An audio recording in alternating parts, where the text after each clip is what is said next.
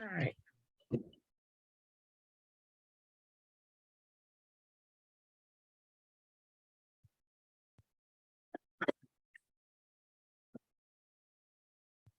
Okay.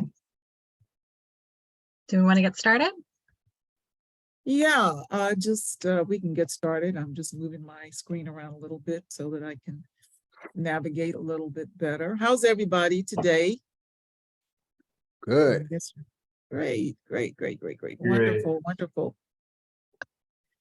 So he can go ahead and get started. So good afternoon, everyone. I'd like to welcome you and thank you for joining us today for Black Co-op History 101. I'm Cynthia Pinchback-Hines, the racial justice educator and co-op developer for Co-op Cincy. And joining me for the presentation is Ellen Vera. You've already met her, at least you see her for sure. She's co-founder and co-executive director of Co-op Cincy. So I want to give a shout out to our sponsor, Heritage Hill Apparel, where Brandon Hoff and his team are in the business of making my ancestors proud. And you can see what I'm wearing today, Brandon and company. Yeah, right? yeah. Making my ancestors proud. I'm wearing some of the apparel there. So to get us started, why don't we just maybe have a few words, even from you, Brandon. You want to say anything as we kick off? Yeah, I can. I'm really excited to see all the participants here who are interested in learning about the history of Black cooperatives. That makes me very happy. So a little bit about Heritage Hill. Our mission is really simple. It's to elevate and celebrate and empower Black culture.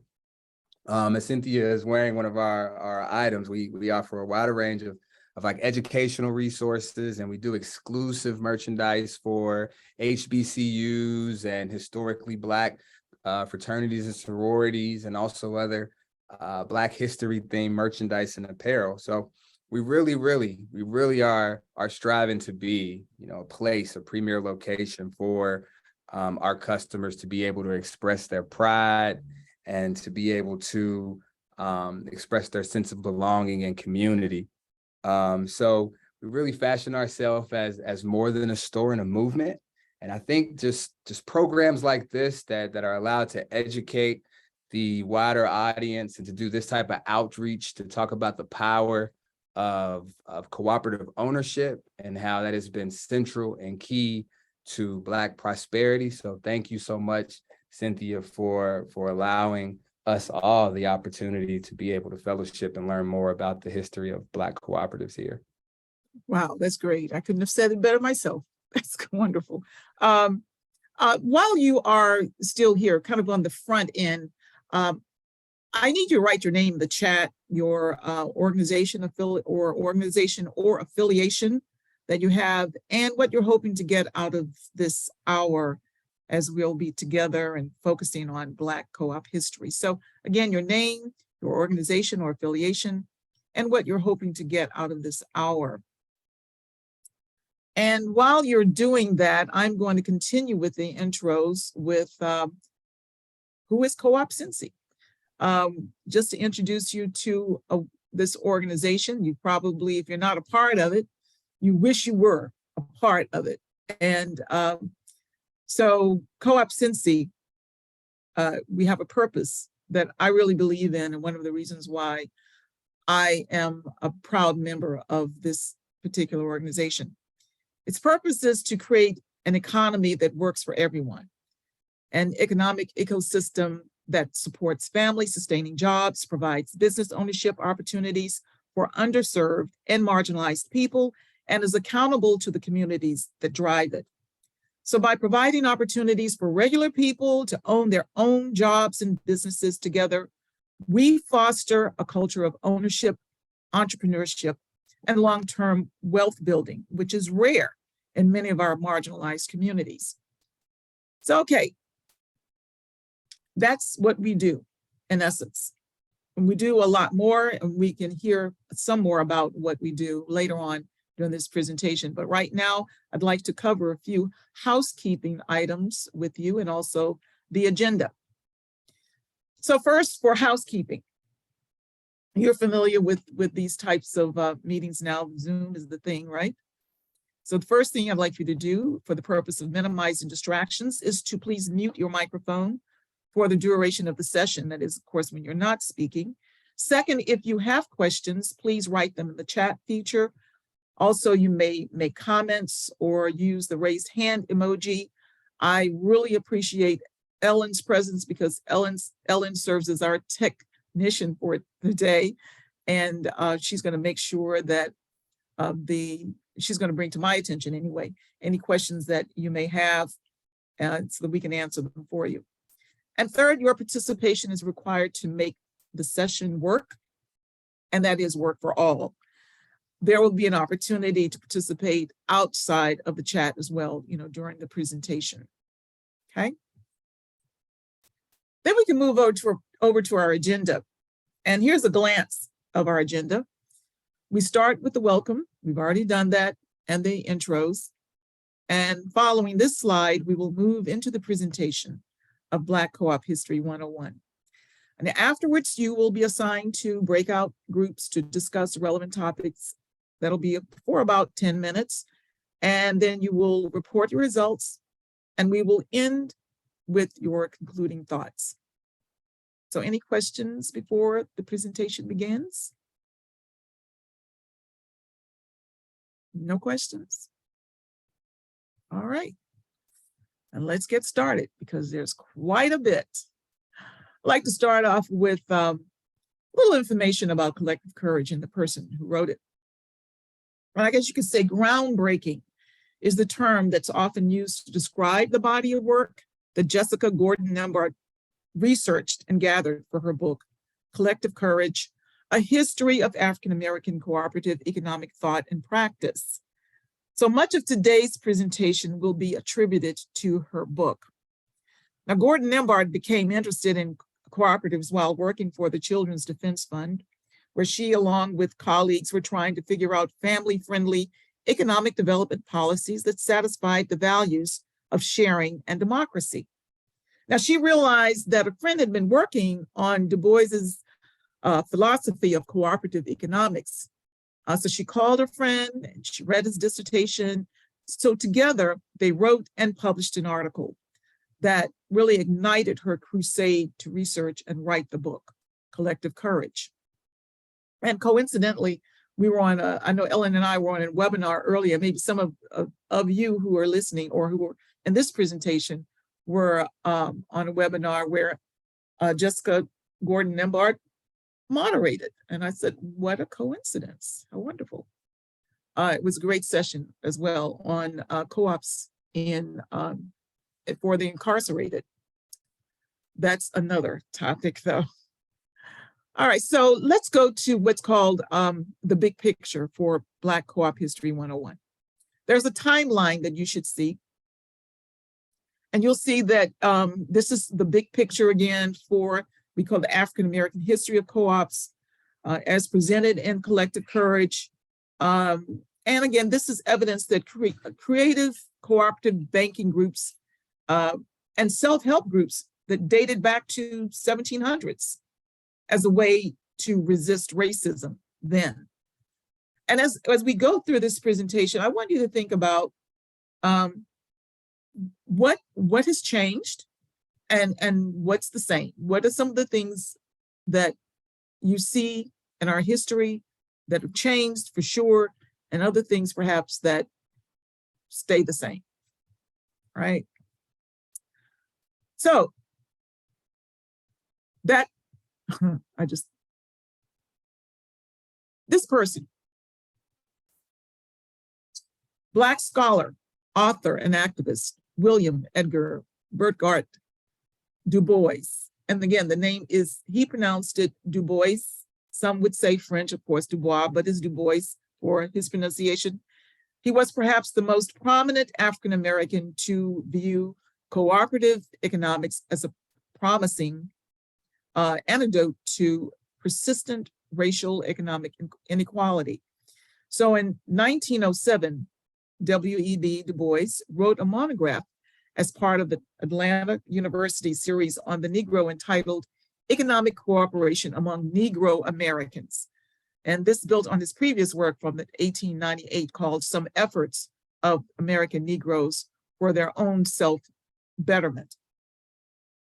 Can anyone tell me, by chance, can anyone tell me the name of the magazine that he wrote for back in the day, that he wrote a lot of articles in a particular magazine that was published by the NAACP?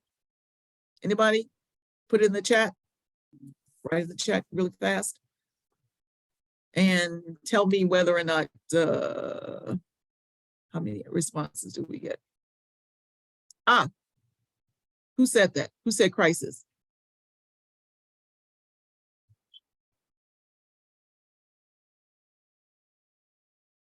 Oh, I think we went over that, huh? We're on a different spot, I believe. I'm on slide number, okay. That's fine.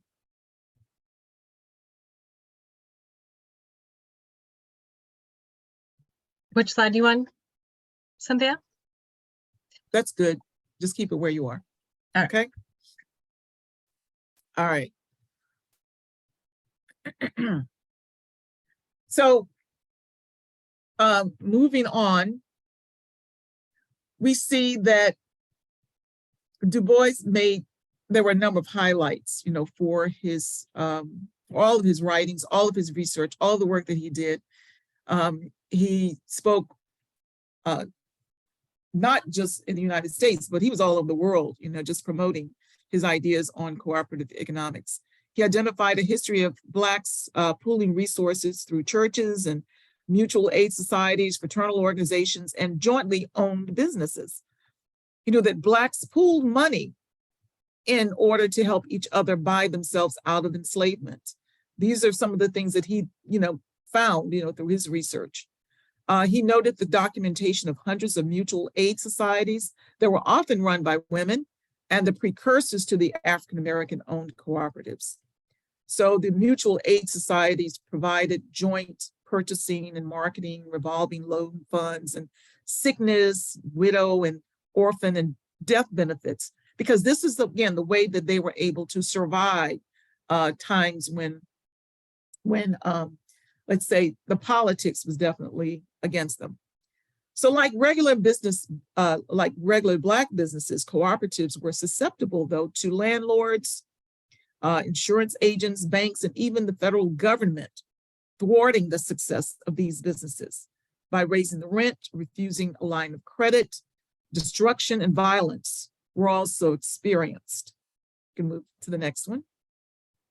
Okay, so now we can look at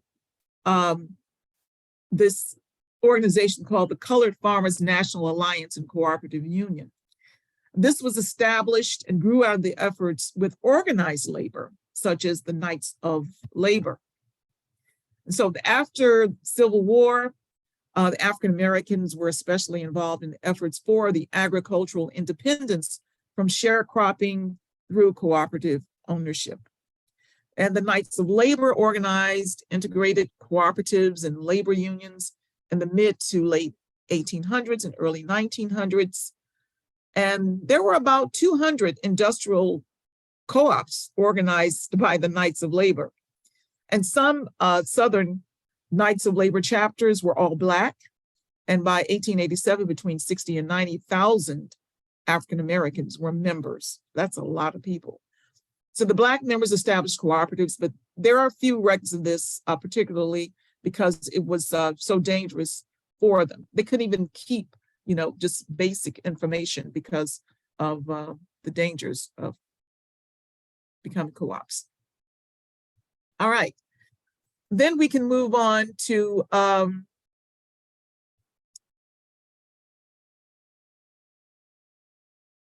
okay. Make sure we are in the same place here. There we go. Yes. Members of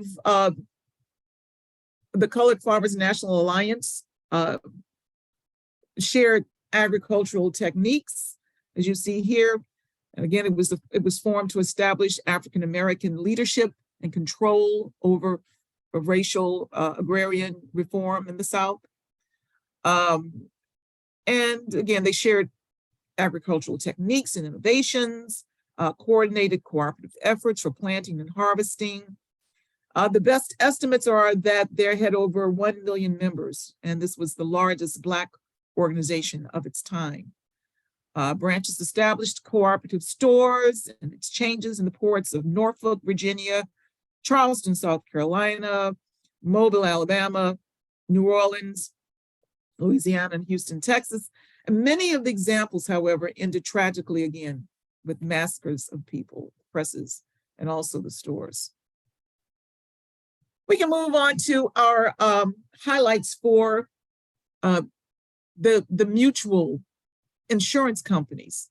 And I think this is extremely interesting because we find that the mutual insurance companies were the earliest official non-agricultural cooperative businesses among Blacks and whites in the United States, starting in the late 19th century on into the 20th century. African Americans organized more formal cooperative businesses that followed the Europe-Rockdale principles, which became the international co-op principles for the International Cooperative Alliance. So any co-op principles that we see today are the co-op principles that really came out of that whole Rockdale organization back in the 19th century, during the 19th century. And now Du Bois in 1907 actually documented 154 African-American owned cooperatives, 14 producer co-ops and 3 transportation co-ops and 103 distribution consumer co-ops, 34 real estate and credit co-ops. And in 1918, he started the short-lived Negro Cooperative Guild, which provided cooperative economics, excuse me. Oh, whatever you have, I'll have. Excuse me. Was that someone that needed to be muted? Was that it? Okay. All right. So again, in 1918, Du Bois actually started the short-lived Negro Cooperative Guild, which provided cooperative economics education and inspired leaders to start consumer cooperatives in their communities. Now I'm just going to stop here for a second. And the reason I'm stopping here for a second is because this is a lot of information to take in. But hopefully you get the gist that there is a lot of activity going on within the Black communities, Black development of cooperatives. There will be some themes that perhaps you'll hear going through the rest of the presentation as well. So, okay. All right, continuing with our highlights from Du Bois, and again, he had many. The mercantile cooperative, you could say that one of the early Black-owned co-op grocery stores in the 20th century that we have some details about is the Mercantile Cooperative Company that was established in Ruthville, Virginia in 1901. Now, this is interesting because it says that the Odd Fellows Lodge helped to establish the Mercantile Cooperative Company. And again, this was Black run. The store was actually chartered by the state, and they had shares that were sold at $5 each. Now, back then, $5 was nothing to sneeze at, but at $5 each, they sold the shares. No one member could hold more than 20 shares, but they could be bought in installments at the same time. So that whole idea of cooperative economics working, you notice here it also states that that through the Mercantile Cooperative Company, a Black independent school was built as well. It was located in a pretty prosperous community for African Americans during that time in Virginia.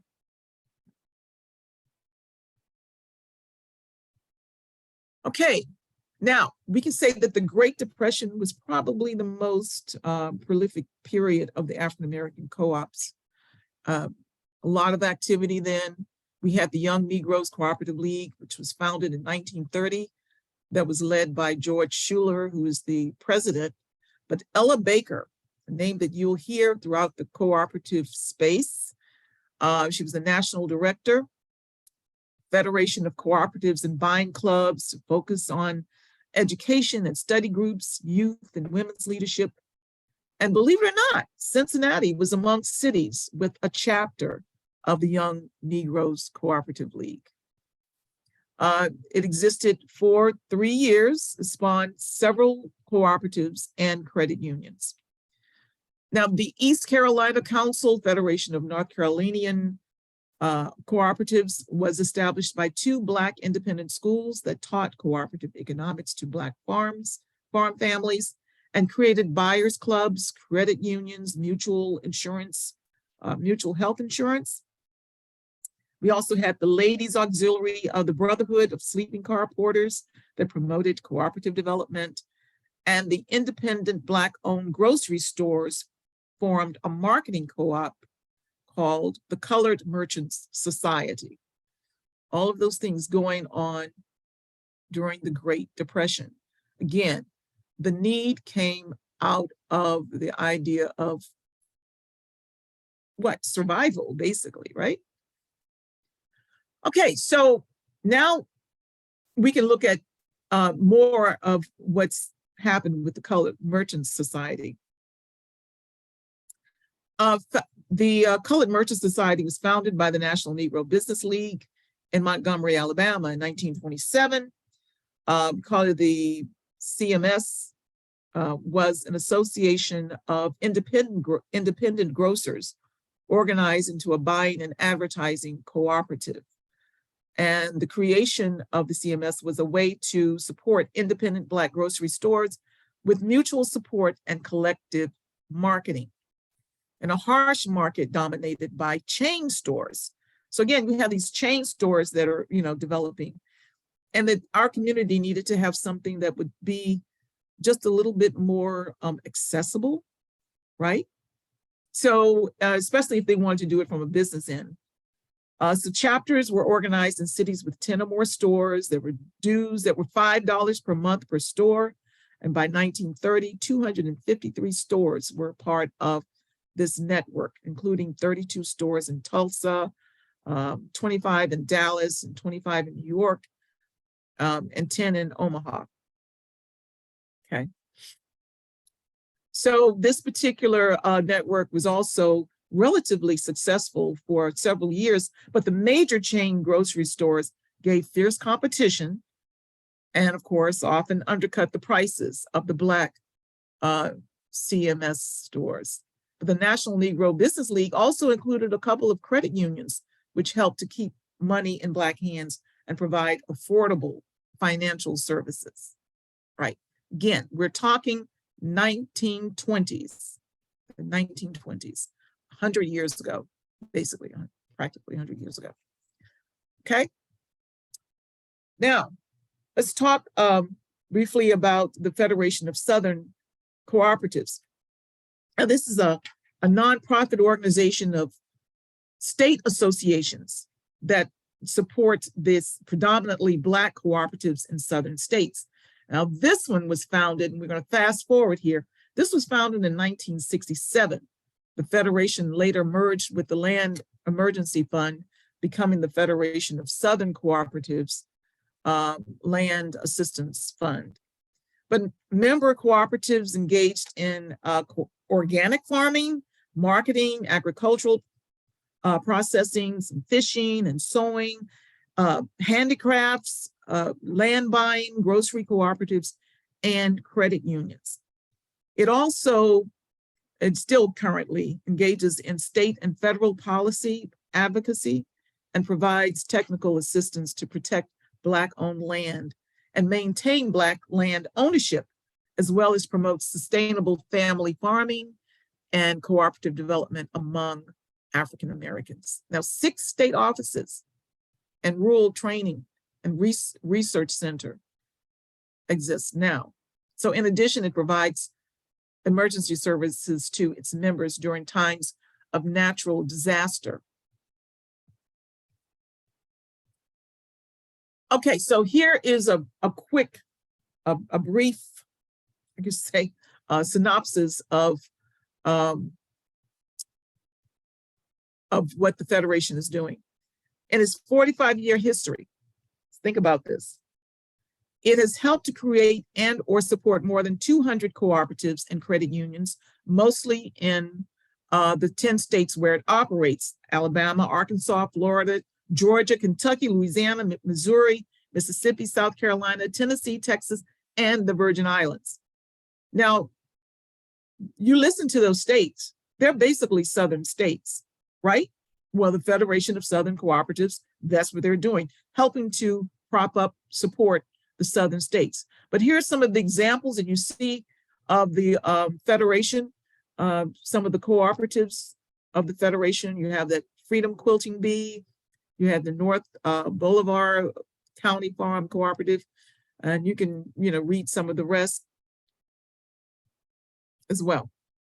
All the different, in 10 states, it's done that.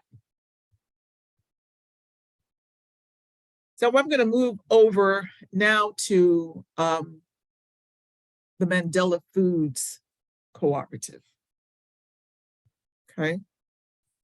The Mandela Foods Cooperative is a worker-owned and community-owned full-service grocery store and nutritional education center in West Oakland, California, that started with 8 worker owners who operate in a non-hierarchical management structure.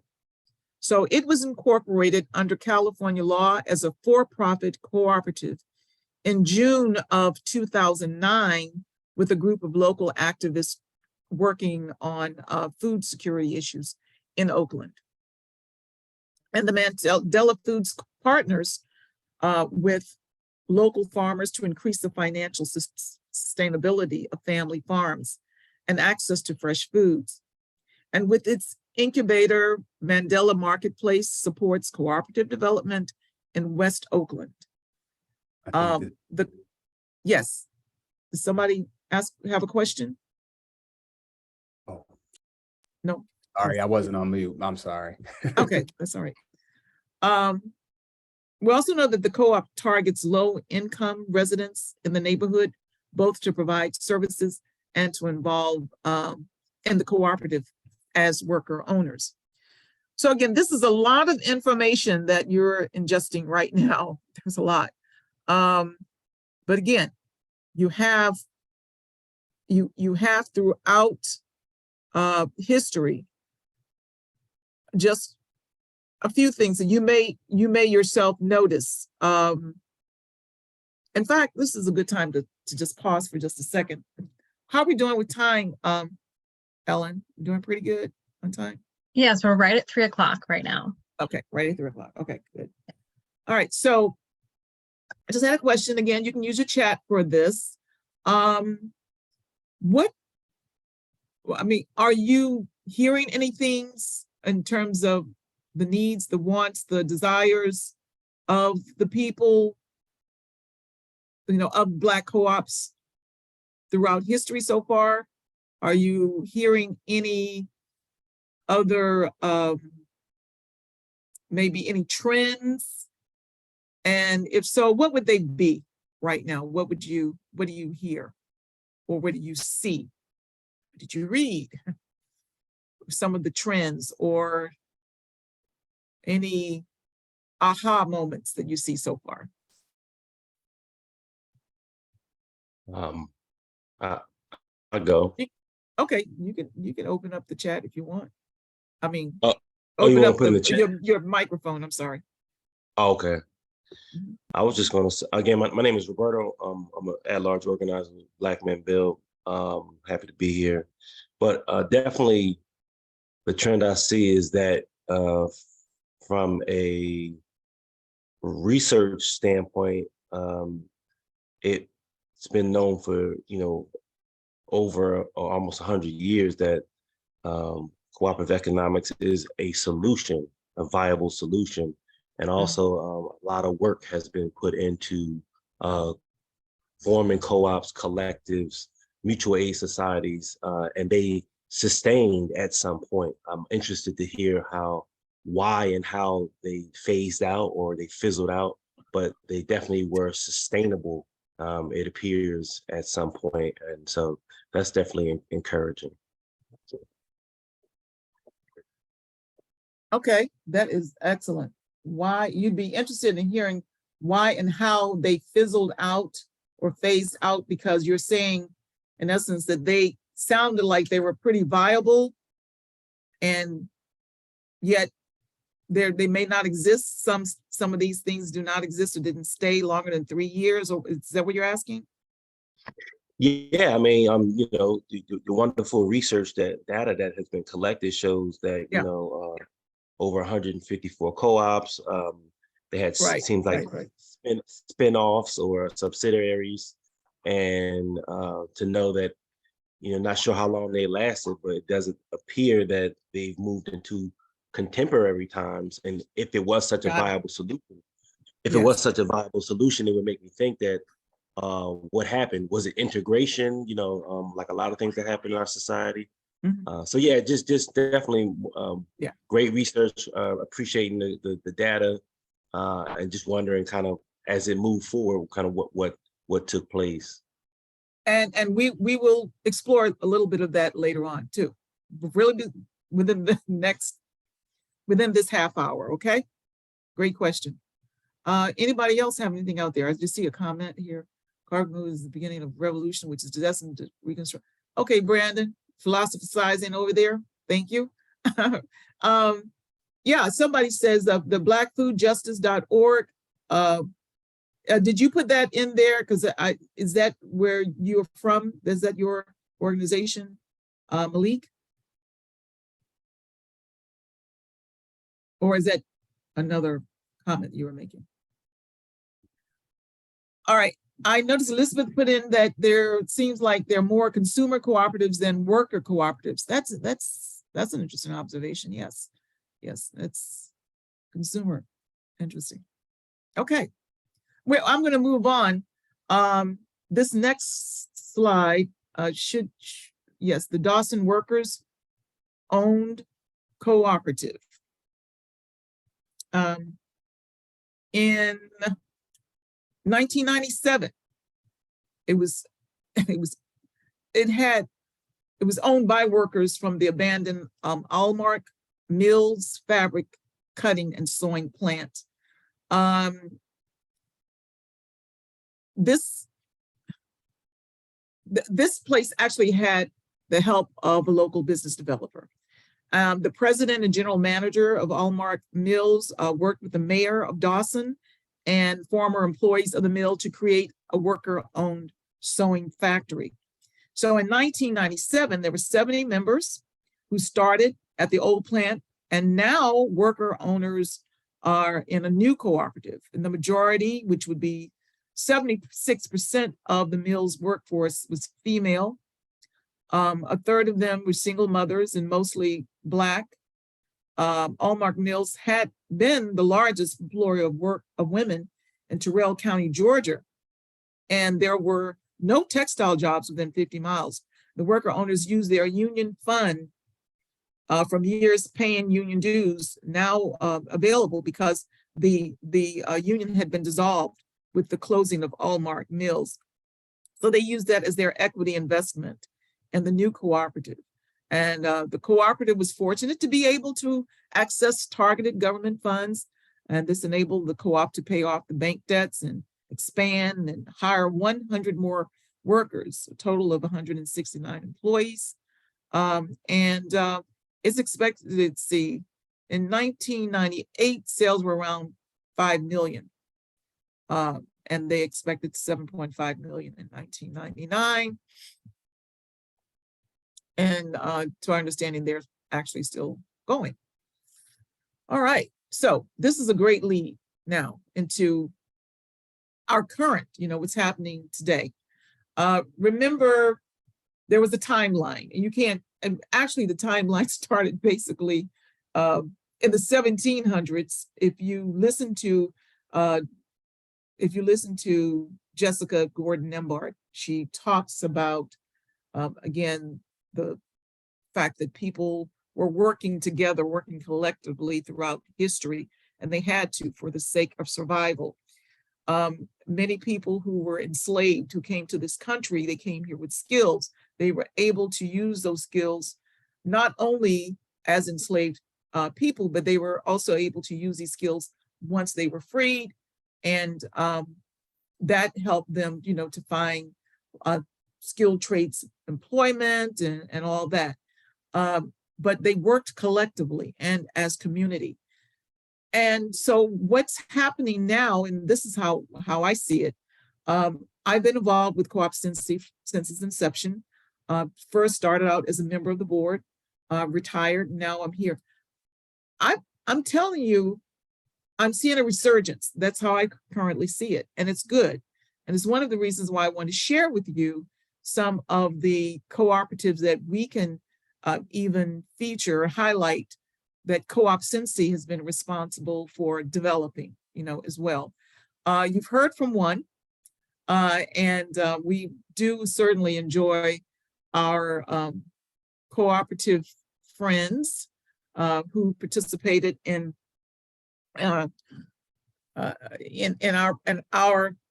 venture, as well. But Heritage Hill was the one you've heard of. You see, Brandon is the gentleman who's right in the center, and he has his team members, on either side of him.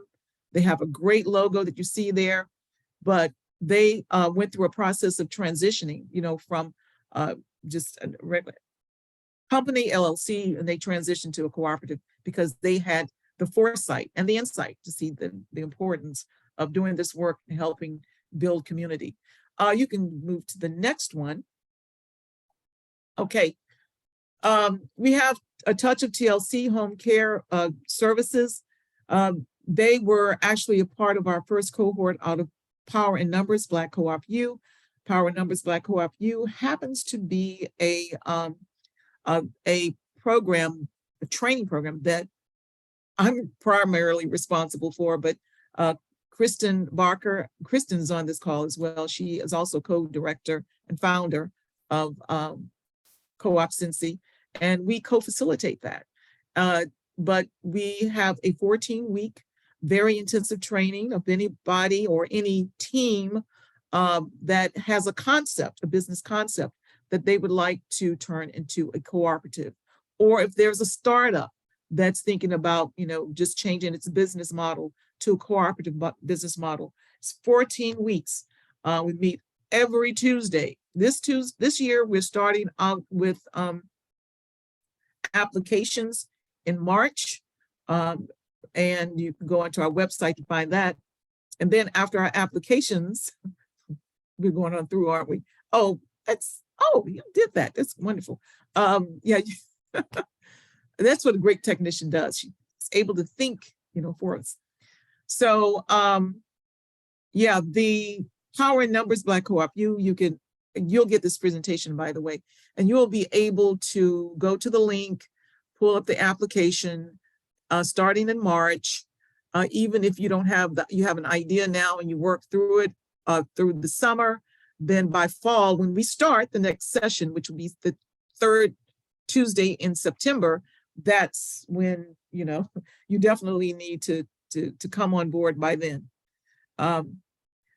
It is, we cover everything from, what is a co-op to how to fill out a profit and loss sheet.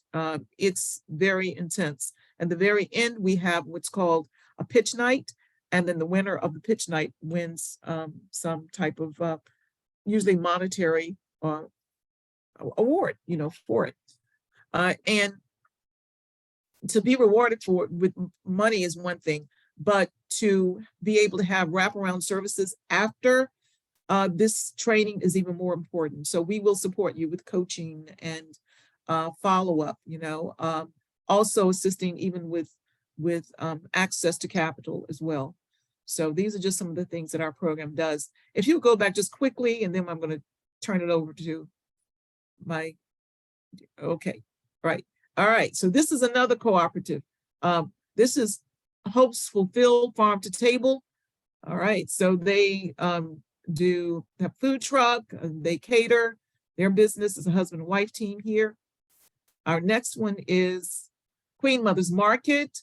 They have started a buyers club, but their goal is to have a supermarket, a grocery store in what used to be, what is currently a food desert, right? The Kroger left, and now they're going to fill it with a grocery store. That's the plan. Everything Co-op. Okay, so the ones that you're going to see now are actually graduates of our latest class, Everything Co-op. These individuals with Vernon Oakes, I believe, was the founder of this. They have a program that goes over throughout social media, highlighting African-American cooperatives. Well, any cooperatives, doesn't have to be African-American, but he does definitely key in on African-American cooperatives, trying to give them, the exposure and the space that they need, to grow beyond their local and regional places. Next, Growing Black Power.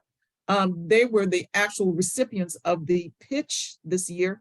You notice Mona Jenkins was also on Queen Mother's Market. She's involved with both. She's a founder of both of these co-ops.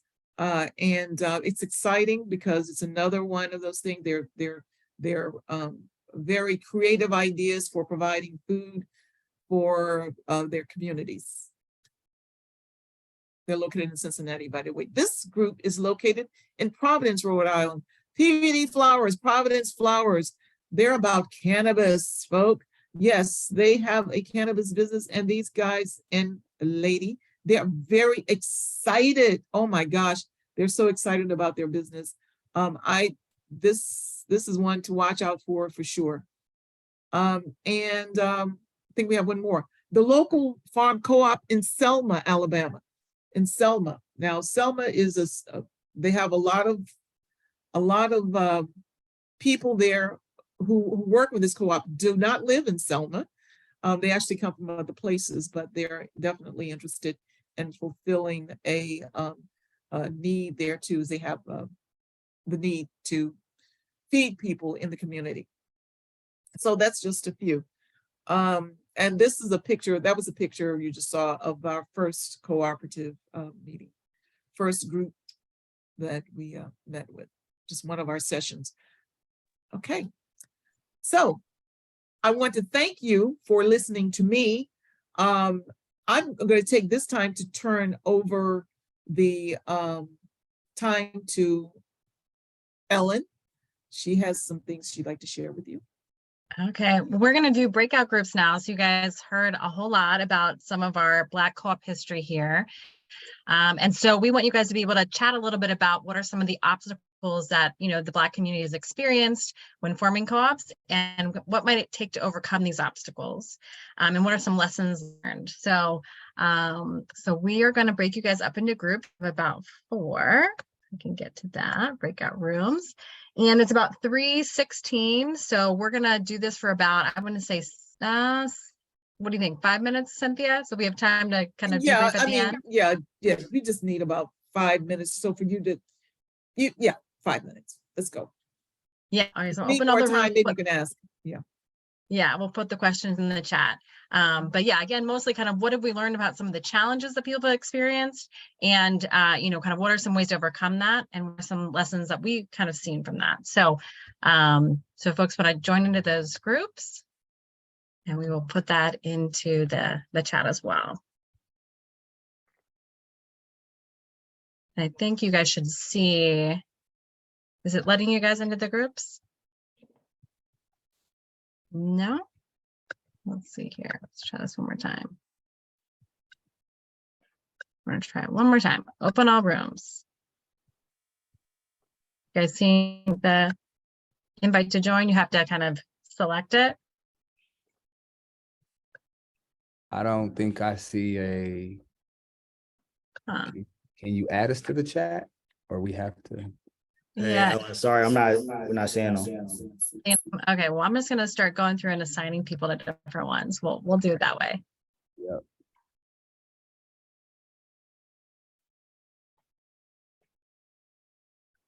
Okay. I'll do group 2.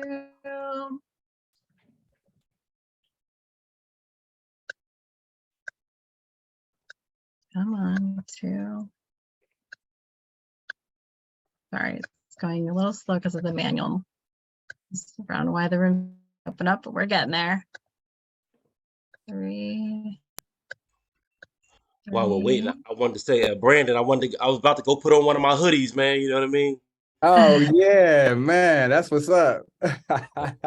Josie, making my ancestors proud here. I just didn't, I can't show the whole Oh thing. yeah. Yes. Okay, so I think we're gonna leave it like this because I think this will be the last group. Since we only have a couple of us here. So yeah, so we got the 2 questions. I'm gonna put that also in there for folks.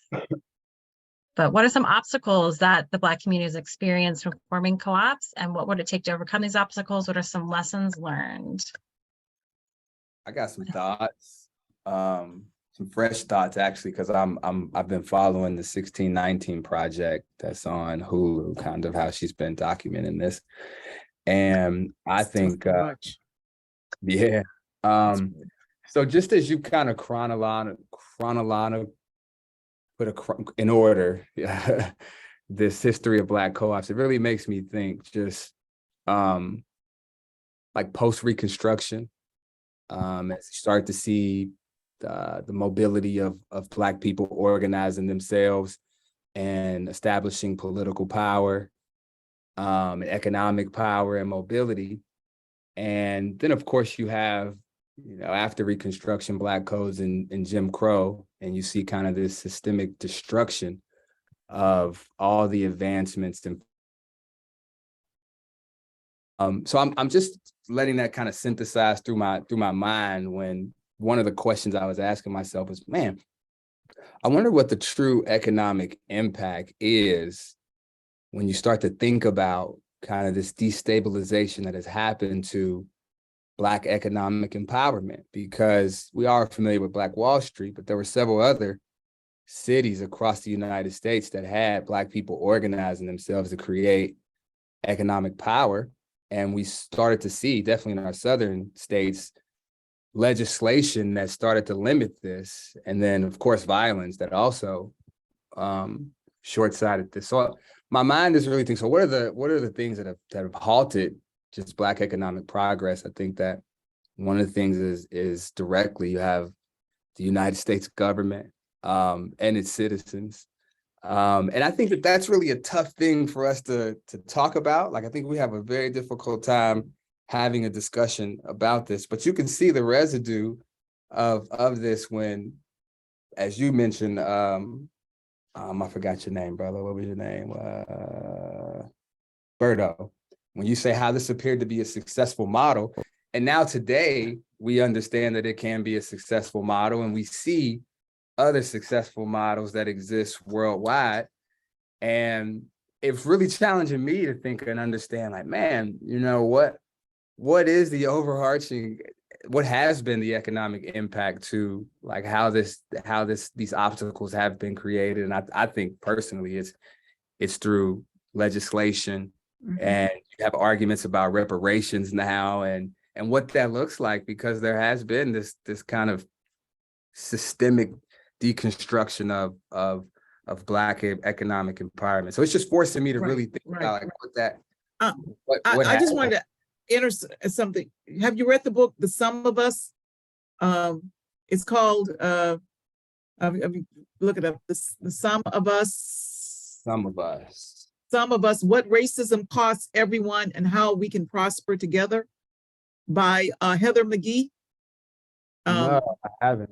Yeah, it's a book. It's a great book. I have it in my library, and she speaks of just the cost of, how much more as a country we could be so rich, we could be so powerful. I mean, really, no one could ever touch us if we would just stop trying to hold people down, hold them back. And how, racism really does take away, it doesn't give back, how it's disadvantaged us. I mean, it's like we could all be okay. There should not even be poverty, in this country, if we just didn't, if racism would just no longer be practiced, you know. That's interesting, isn't it? Yeah, that's a research project within itself, I think, to explore It is. the And- history yeah. of like Right. like Black cooperatives and what kind of, I know in North Carolina, I was reading some of this history and how they had an entire transit system that was created. And there's been like some real progress around like Black economic empowerment. And you ask yourself today, like, well, you know, where has that gone? Right? Like what has happened? And I mean, there's probably a lot of arguments around mass incarceration and Jim Crow. There are those, you know, it's interesting you mentioned that, because there are those who really believe that, you know, the Montgomery bus boycott was a form of a cooperative, collective. You know, people had to come together on that. You know, they had to have transportation. People were getting paid, you know, because people had to pay to go on the bus. You know, you have to pay the people who have the cars, they're using the cars and this, but it was a collective effort to do that. The Underground Railroad is also considered to be a collective of sorts, where you had to have folks at different posts and places coordinating. You know, again, they had to gather money, raise money for freedom, you know, to free the enslaved people and those types of things. So there are, I guess I'm kind of jumping, I didn't mean to jump in there, but I said that because I'm just going to stop there. Because This is information that needs to be shared with people, because I don't think people know.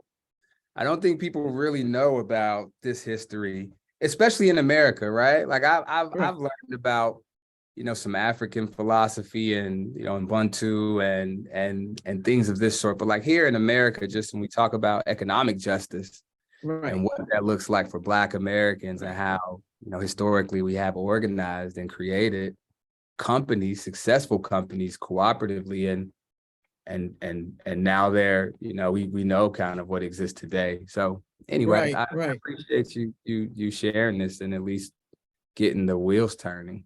Right. Okay, very good.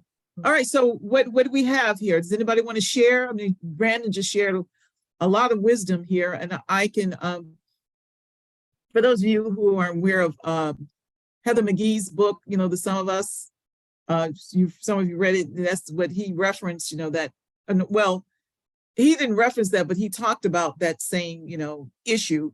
And I think her book really speaks to what happens or what could happen in this country if we would all work together.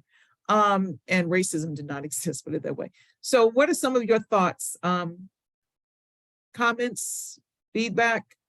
Let's hear from the different groups. Group one.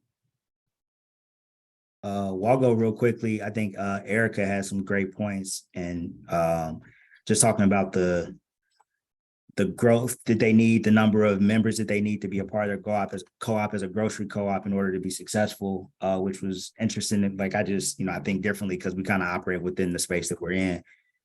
So that was really interesting. And to your point, Cynthia, like you just said, right, it takes more than just a Black community. It takes support from other supporters, just people who are interested in supporting Black co-ops in order for us all to be successful.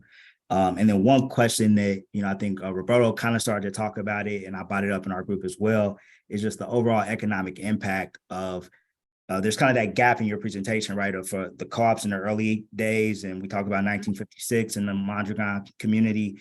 What would it look like if those early co-ops would have had those 50 or 60 years to continue to grow, right? Like, what's the economic impact of that if they had been able to continue on? So, you know, it was a short time, but those are just a couple of things that we talked about.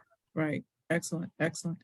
Yeah, we mentioned that too, you know, through our history, the things, I think I mentioned Montgomery bus boycott is a possible way of looking at, you know, collective people using the principles, you know, and making them work through tough times. How about group number two? You have anyone want to share? Speak out, speak up. I'm not sure if we're in group two or not. Okay, wonderful.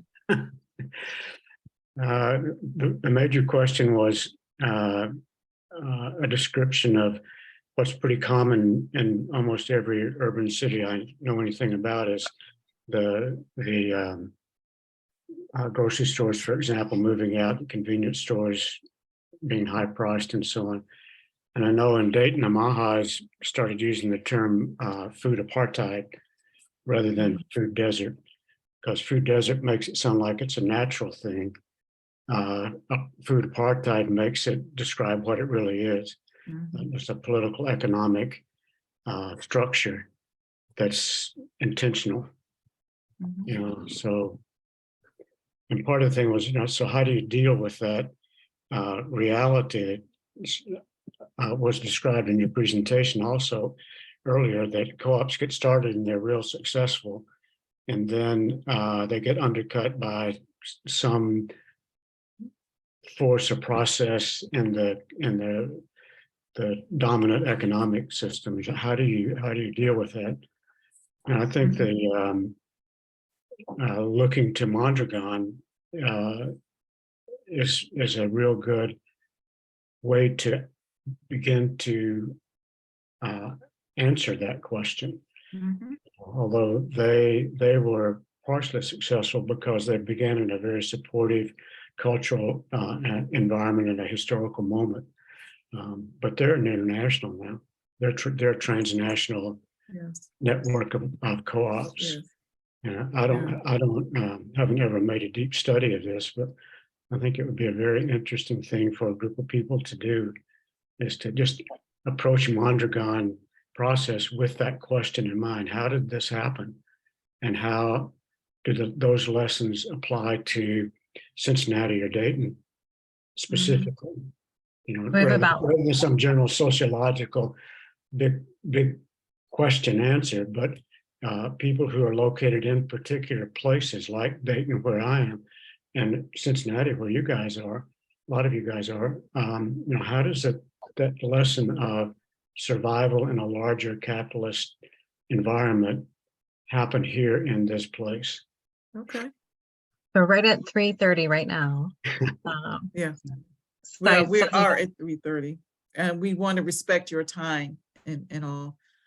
We can wrap up, and I could just share with you just the last couple of slides, which is you covered basically what we were going to share in terms of some of the lessons learned, you know, for sure. You know, we look at the challenges that were pointed out by in the book, Collective Courage, the lack of capital, nature of poor people who will not invest because they're afraid of losing their hard-earned money, the lack of trained managers and workers, particularly in democratic business participation, poor judgment that has made business decisions, and discrimination. Going back to that food apartheid, things, you know, legislation, political. And that's what I'm hearing more and more, is that we have to get more politically astute as to how we can solve these issues. But here are also some of the things they pointed out as being why we're resilient as a community. In every period of American history, African Americans pooled resources to solve personal, family, social, political, and economic challenges. African Americans used exciting connections and affiliation, whether they be religious, fraternal, geographical, political, to develop new organizations or promote new missions. And African American women actually played a significant role, held leadership positions, and often formed their own organizations throughout these periods and across almost every kind of organization as well. These, again, were observations that were made by those who contributed to the book. The Black Wall Street, you know, there was actually a little photo of that at one point, because we know what happened to that story, unfortunately. Ellen's going to close us out. Thank you again for your attention and everything. I really appreciate your being here. Thank you for your time. This conversation could go on and on and on. There's so much more. And there's only the tip of the iceberg that we even shared with you. So thank you again. Ellen? Well, I just want to say thank you guys all for joining us, and we hope to do this more often. So we will be getting, just more things out tomorrow night. There's going to be a Co-ops 101, just kind of co-op kind of history and overview in general. But we really want to make sure that folks know, their history and the roots and where these things are coming from. So thank you guys all so much. We'll send out the deck and the recording, and we hope you guys will join us in the future. So thank you guys so much. Thank you. Yeah. Thanks, Brandon, too. Yeah, thank you so much, everyone. Okay. All right. Bye-bye.